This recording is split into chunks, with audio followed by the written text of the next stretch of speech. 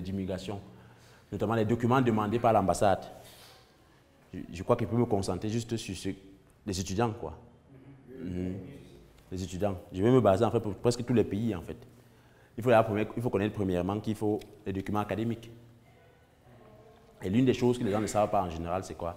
C'est que lorsque tu passes le bac, il faudrait, si tu as eu l'objectif de voyager au secondaire, tu attaques directement.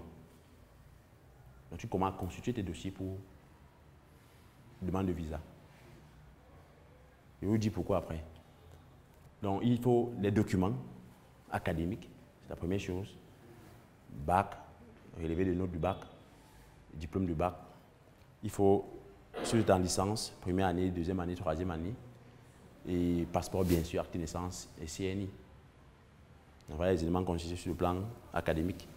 Maintenant, il faut prouver les fonds financiers, il faut savoir si vous avez les fonds. Si les parents ont de l'argent.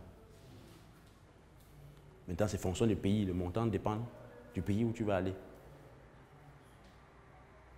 Une personne peut me donner un pays, c'est pourquoi j'essaie de donner un peu de plan, un peu de manière spécifique pour ce pays-là. L'Allemagne. Bon, l'Allemagne, maintenant, si la chose qu'on demande sur le plan académique, il faut d'avoir tous ces diplômes-là.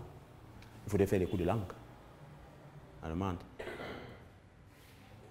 La chose à faire en général, c'est de, dès que tu finis tout ça, il faut faire les cours de langue. La langue, il faut passer, il n'y a pas seulement le B1 qu'il faut.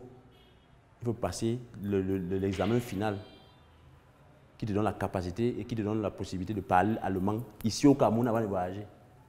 Parce qu'on a constaté que beaucoup de Camerounais, quand ils arrivent là-bas, ils ne partent plus effectivement à l'université. Ils font les petites formations où ils vont trouver au travail rapidement parce qu'on a investi sur eux, il faut qu'ils leur remboursent l'argent. Donc en général, ce qu'il faut au Cameroun, ici présentement, tous tes diplômes. Après, il faut faire les cours de langue. Il faut passer, surtout quand tu n'as pas la mention, passer le test de langue final là, qui donne la capacité. Souvent, on composait ça avant là-bas à l'époque. Maintenant, on demande de composer ça ici. Et lorsqu'on t'interroge à l'ambassade, c'est en allemand qu'on t'interroge. Et ça se juge là-bas si tu maîtrises la langue ou pas. Maintenant, il y a un très gros avantage. Comme il y a un étudiant récemment là, il vient de faire son passeport, il a eu 12 au moins au bac. Il compose le B1, je crois qu'il a composé ça, lundi c'était quand hier.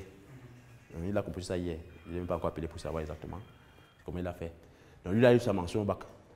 Il a fait série C, il a eu 12 au bac, 12 peut-être 50 comme ça.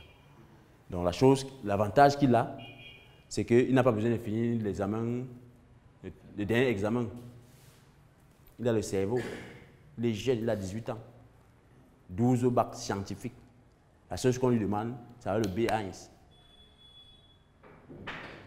Et le papa paye la caution maintenant.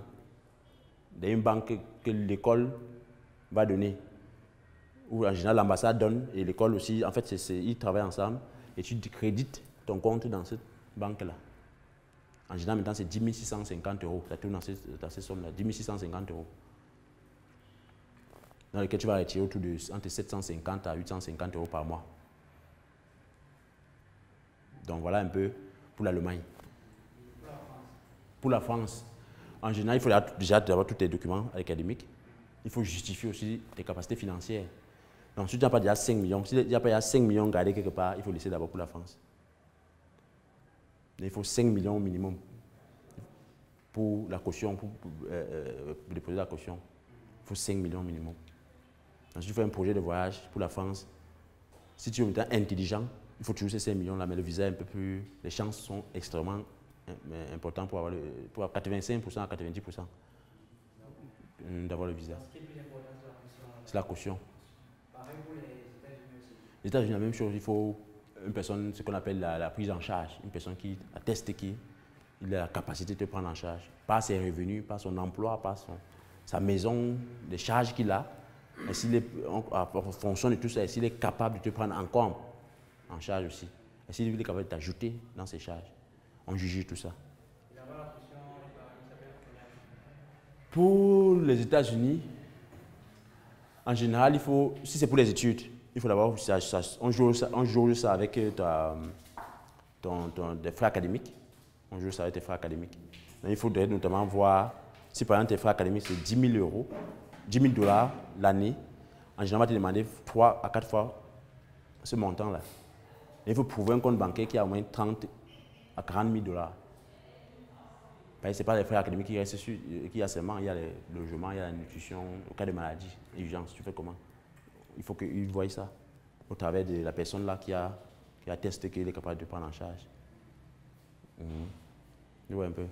Et par exemple, si un parent est fortuné au pays et qu'il a les terrains, les maisons et tout ça, qu'il est capable de prouver comment il a fait pour avoir un certain montant dans son compte, parce qu'il doit tirer un relevé bancaire en général de 6 mois et notamment donner tout ce qu'il fait comme business ou ses avoirs et tout ça, qui donne de l'argent, qui peuvent attester qu'il est capable de prendre en charge, peu importe les situations qui arrivent. Je ne sais pas s'il y a encore, quand tu as réuni ces deux choses-là et que tu as mis au centre, là on parle des études, et qu'il y a au centre le cerveau, le visa est autour de 98%. La seule chose en général qu'il faut faire, te préparer pour l'interview. Parce qu'il connaît les personnes qui ont eu tout ça. On lui pose une question, sur le moment-là qu'il a envie de pisser sur lui. Il y en a.